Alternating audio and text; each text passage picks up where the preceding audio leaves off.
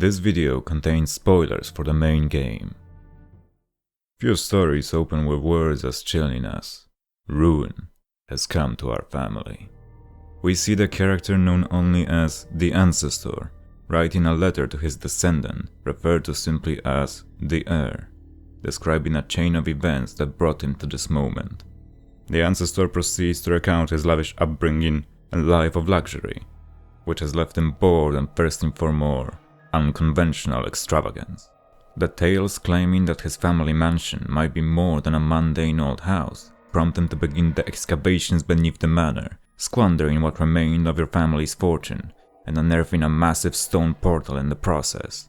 The Ancestor opened the portal, unleashing unspeakable evil that now corrupts the land and its inhabitants.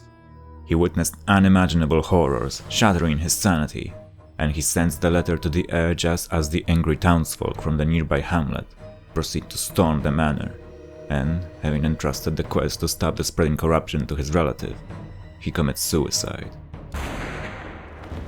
The Heir arrives in his ancestral lands and finds his estate in ruin. However, while the restoration of buildings and accommodation is expensive, lives are cheap, and soon people from all walks of life arrive to offer their services to the Heir to combat the evil spreading and help deliver the cursed family from the ravenous clutching shadows of the darkest dungeon. As we make progress, we learn more and more about the Ancestor, whose disembodied presence accompanies the Heir throughout his quest. It turns out that the Ancestor realized the error of his ways several tragedies too late.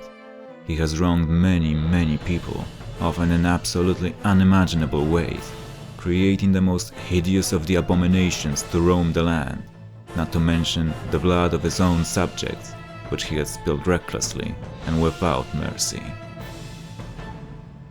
The Heir and his mercenaries taste both victory and defeat, camaraderie and violence, courage and madness, until finally we're able to enter the titular dungeon and witness its horrors firsthand.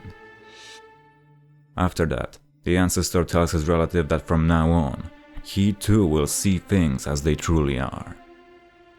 This truth is disturbing. The glimpses of hideous monstrosities in the people around us are but a sign of things to come.